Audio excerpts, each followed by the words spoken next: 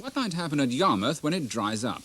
Drifters, Loafers and Entertainers is presented by Trevor Bailey.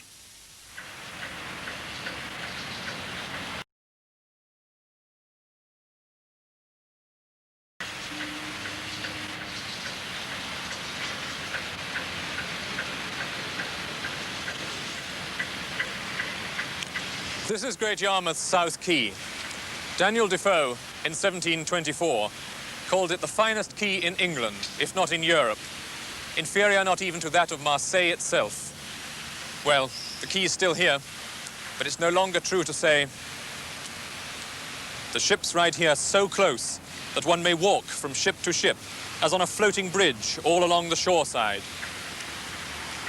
The men who lived here in Defoe's day were merchants and seamen. Yarmouth and its shipping were one. Today it's really two separate towns. There's the seaport, now with its stake in North Sea oil, as polyglot a place as ever it was, with ships flying many flags and seamen speaking many tongues. But there's also the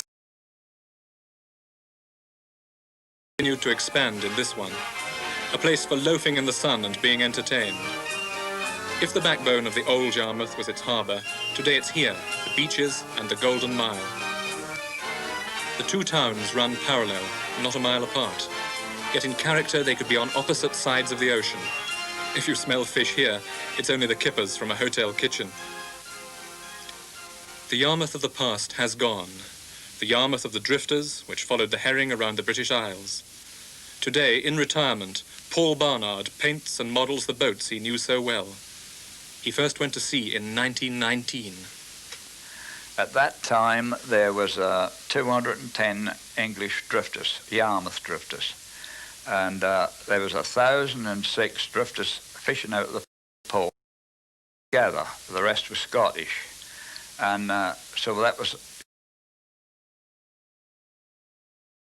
in the trade in that part.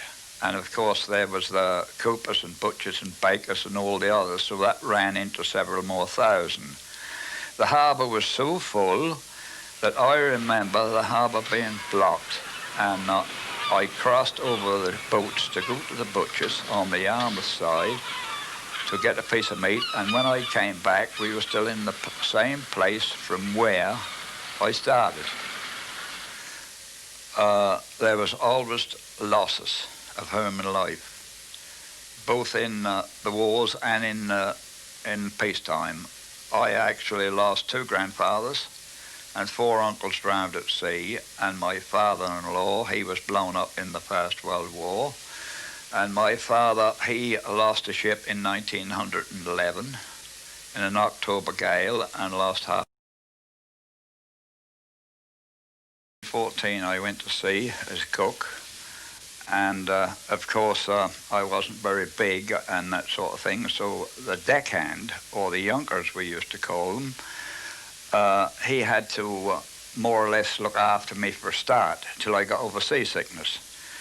And he would lift the heavy things on the stove, like the beef kettle is what we used to cook in, and of course there was a half a bucket of potatoes went in that, cabbages, etc., duffs and dumplings, they all went in the one boiler, and everything had to be wedged up on the stove when the ship was rolling and lashed. When they were hauling, you had to go down and coil the rope, and that was about a 3-inch rope, and there was 1.5 miles of that. A fleet of nets was 1.5 miles long. That's each. And you had to go down, and but sometimes 4 or 5 hours, always 4 or 5 hours hauling, and mostly 6. If you got a heavy catch, you'd be up to 12. So you'd be down that hole 12 hours. Then when you came out, you had to go and fry the breakfast, which was usually herring. And of course, after all that work, you know they could pretty well eat. And the crew would say, "Boy, don't take the pan off yet," and you think you were there forever frying fish. On board, it was the mate who ran the crew, and you had to do your work and pull your weight. If you didn't, you were liable to get a backhander in those days. And to become mate, you had to start right from the bottom and cook, as I did at the age of 14. And then you'd probably take a deckhand's job, and from there you'd move up through all the positions of, they all had names which came from the old sailing boat days. A deckhand was called a yunker, and then you had a net stower, which came from the old-fashioned English way of fishing. And then you had a whaleman, and then a hawseman, and then the mate. And you had to go through all those positions before you became mate. And after you became mate, you'd got to be up to your job, otherwise you didn't reign long. Well, I was mate for 5 or 6 years, and then after that I obtained my skipper's ticket in 1932. And so it took me just about 13 years to obtain my skipper's ticket. They're voyaging far afield in search of the herring. The holiday season was confined very largely to the months of July and August. But during this century, it's been gradually extended into the spring and the autumn. And one of the pleasures of a late holiday was watching the drifters return to harbour and walking along the fish market as the baskets were swung ashore. But in the height of the season, there were other amusements already well established, as local theatrical historian Ted Goach recalls. Yarmouth has always made considerable efforts to provide live entertainment for its holidaymakers. One of the earliest attempts was that of James Chappell, who in 1882 decided that he would promote an entertainment in a large open-air arena on the central beach. He gave performances 3 times daily, and the arena itself seated 2,000 people. It was then carried on by Frank G.'s company of troubadours. This company was very similar to a Pierrot company, inasmuch as it was all male, and any female parts in sketches or ensembles were always taken by the men with wigs and appropriate costume. The earliest theatre building was the old Theatre Royal, which used to stand at the top of Regent Road, demolished about 50 years ago, the site now being covered by the ABC Theatre. But the Royal Aquarium Theatre, which still exists today in much the same form as it did at the early part of this century, used to present drama and comedy mostly in the winter months, and the big musical productions during the summer season. One of the most dramatic stories in Yarmouth is that of the Britannia triumph over disaster, because on no less than 3 occasions there have been disastrous fires there. When the new pier opened in 1902, it had a splendid pavilion, one of the largest that has ever been on the pier, and that presented variety in all kinds of concerts. But in 1909 it was completely destroyed. The fire brigade had no chance whatever of saving it because there was a dreadful gale that night. In 1910 it was replaced by a smaller pavilion, rather a different style. Well, that pavilion also suffered the same fate as the first one, because that was destroyed by fire. And the popular theory at the time was that it was caused by suffragettes. Now, I've gone to that quite thoroughly, and there just is no real evidence at all that the suffragettes ever had anything to do with it. By a further pavilion with a small clock tower, and at the seaward end it had a tea rooms, refreshment rooms and tea rooms. And in there were the touring companies. The Britannia really did make most of their entertainment from touring companies right up to 1931. That was when they then decided they would fall into line with the Wellington and have resident companies for the entire summer season. And then once again, fate had not finished with them, because the entire pavilion and tea rooms and dance hall was completely destroyed by fire in 1954. Then it was rebuilt, as of course you can see it today. My own earliest memory of coming to a theatre was not to the Britannia Pier. Father and mother in 1919, which was not a normal year. The war had just ended, things were not back to normal, the companies were not available, and the management simply had to take what was available to them. The play I saw was Annie Laurie. I remember nothing of the plot at all. I simply know that there was Scottish singing and dancing and humour. But I do remember very distinctly sitting here in the balcony. Now, the programmes in those days were very different from what they are now. Today one has one programme, it goes right through the whole season. It was not the case with the companies years back. They had anything from 4, 5, 6 different programmes. And those companies worked very hard because when they were doing #1 programme in the morning. The Great War had had a profound effect on British society, but it hadn't changed the Englishman's liking for a seaside holiday. Though in the 20s you had to dress properly, even on the beach. Dad still put on a collar and tie, and Mum wore her second-best hat. But if the weather was really warm, Dad just might forsake his deck chair, roll up his trousers, and join the kiddies for a paddle. They still insisted on posing for the cine camera in those days. Television was years away, and even radio was only in its infancy.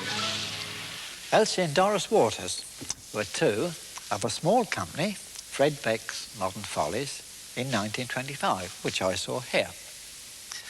When the BBC decided that on the August Bank Holiday Monday, they would broadcast, for the first time, a seaside concert to take any part in it.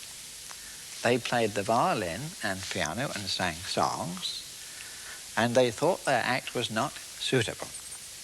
It's quite ironical because later, after they had invented the characters Gert and Daisy, they became very famous indeed on radio. There were very good Sunday night concerts in this building, and I remember one 2 years later when Jack Hilton and his band were here. It was a very good evening. I think Jack Hilton's was probably the best of all the big bands.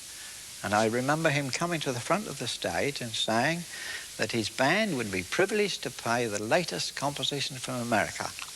That turned out to be George Gershwin's Rhapsody in Blue.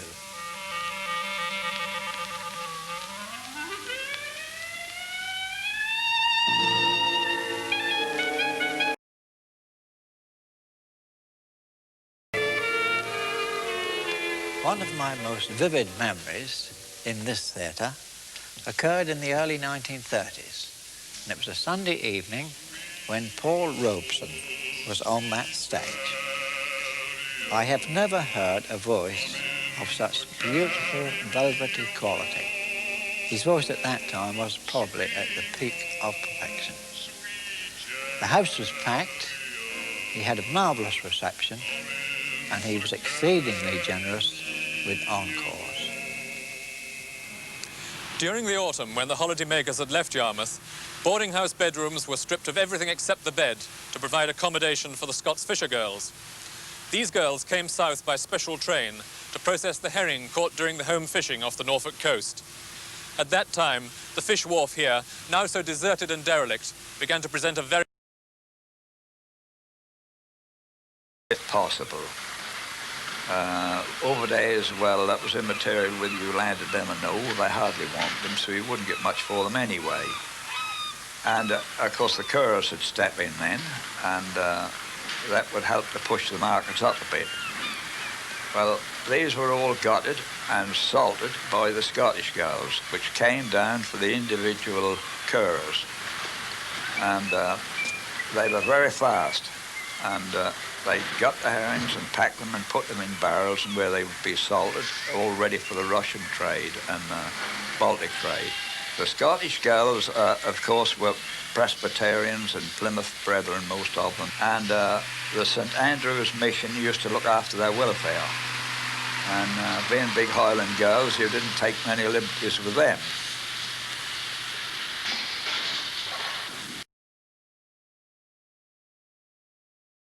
and fish from Calais to Boulogne. And after about 3 or 4 weeks of working those grounds off the French coast, we'd then go on to Plymouth. And we'd work Plymouth in January. Probably come home for a week and have Christmas at home, and then renew again. Follow the herons all around the coast. So we were very rarely at home. And when we did come home, the wife, she was absolutely in charge. She took charge of the children, and what she said went. And she was the skipper that end of the ship. And there was no such thing as a divorce, because you weren't at home long enough to have a quarrel with the wife about anything. In 19...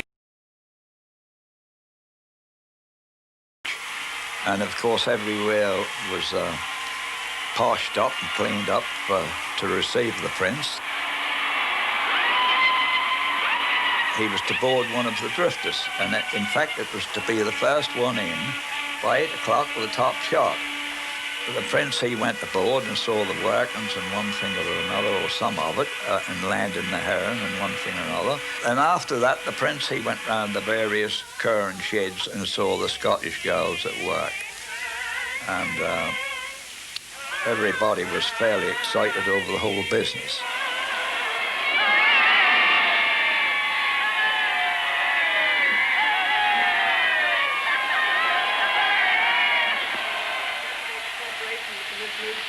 With the assistance of the Ministry of Transport, set this important enterprise in hand.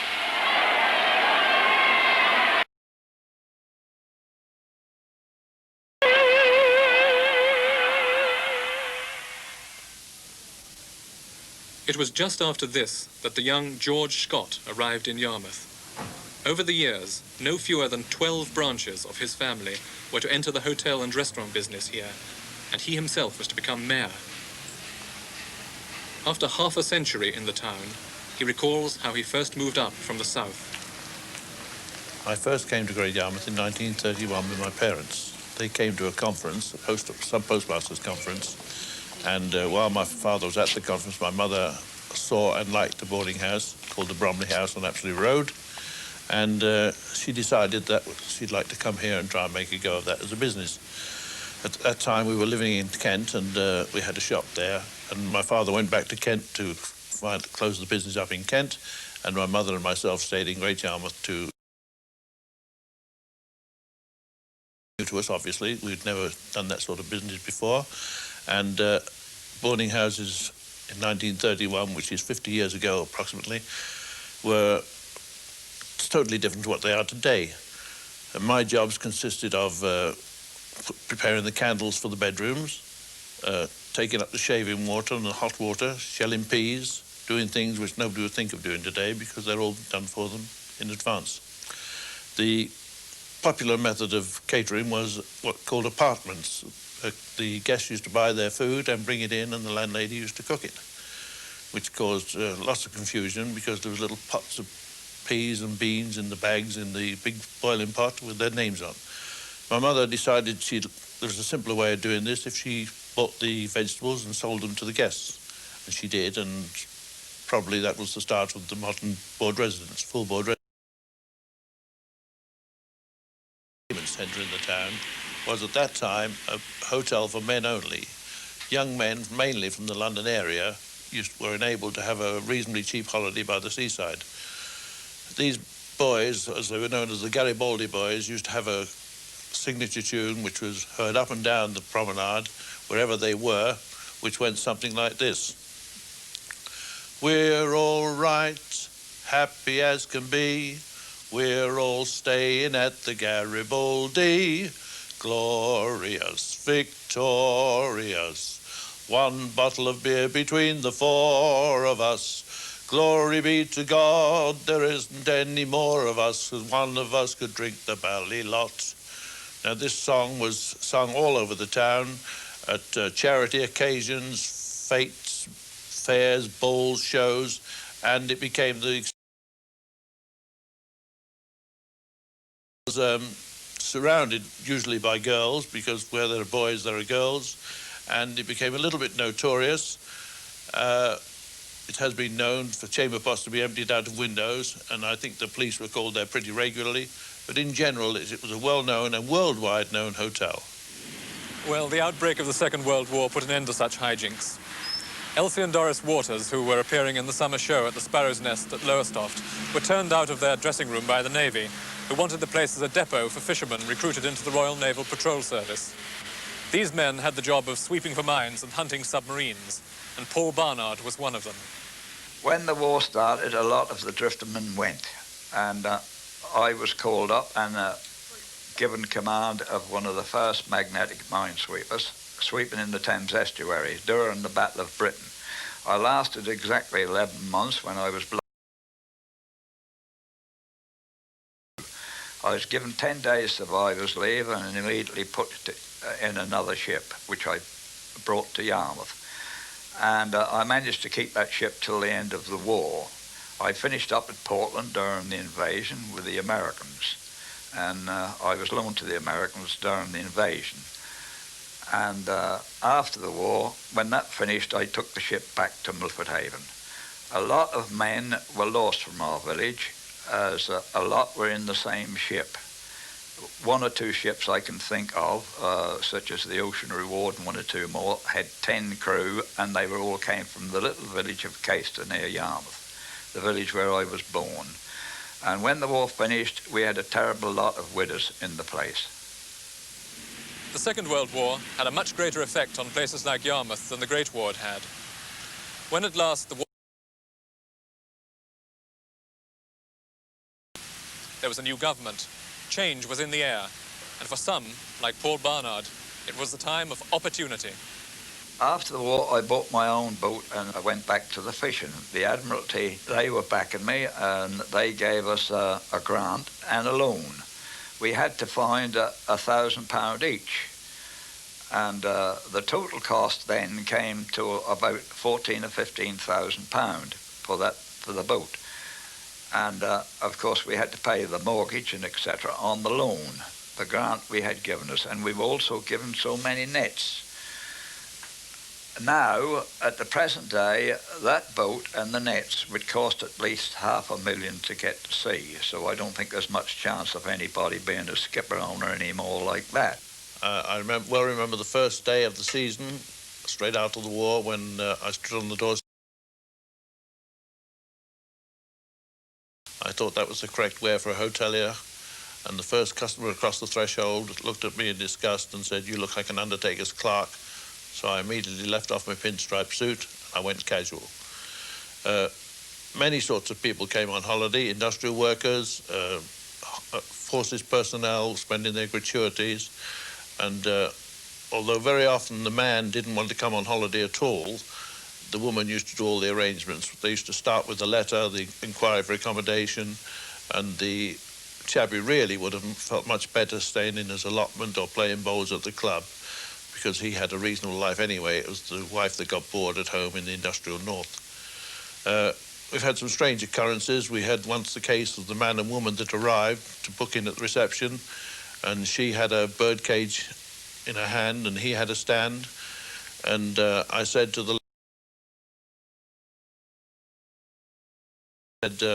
"You never booked a budgerigar?" She said, "Well, Jimmy comes with us everywhere, don't you, Jimmy?" And the budgerigar said, "Yes." But if the post-war years saw the arrival of a new kind of visitor to boost the holiday industry, at sea, that other, older industry was in decline. And it wasn't just a matter of the fish disappearing. As Paul Barnard explains, other forces were at work. The reason the fishing declined was the loss of crews, because they put the factories up on the Deans and the fishermen left to be at home with their wives rather than go to sea. It wasn't because of the decline of fish. There was still plenty of fish when the fishing collapsed. And eventually, of course, the fish did get a bit scarce, but that wasn't the cause of the failure of the fishing. The failure of the fishing was because men got a job ashore and went to the factories, and nobody, youngsters. In 1953, I sold the boat, and then I went skipper of the Golden Galleon up Yarmouth Broads. I'd never been up the Broads before, but I was fairly used to going alongside of ships and all that sort of thing in narrow waters. And I quite enjoyed that life. It was like playing at sailors. And then after a few years, I'd done 12 years in here. After a few years, I went in the Norwich Bell, taking the visitors out to the Scrooby Sands to look at the seals, etc.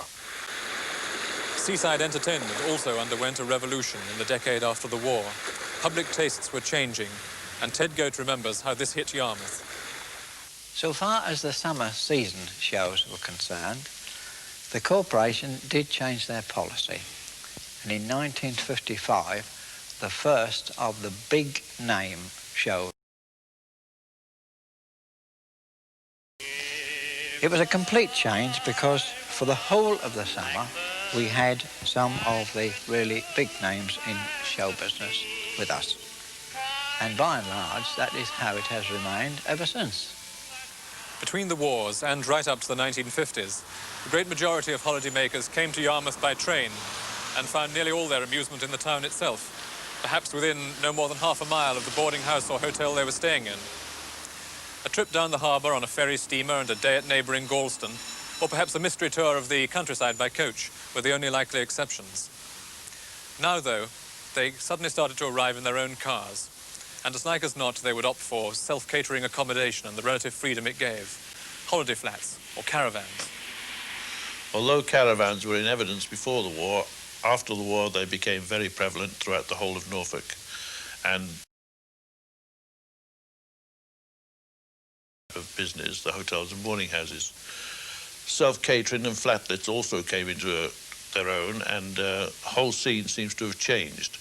Regent Road, which just before the war was mainly a boarding house street or a street of boarding houses, became a shopping street as it is today, and the scene completely changed in the town. Yet, according to the publicity, Yarmouth and Galston are still the resorts that have everything.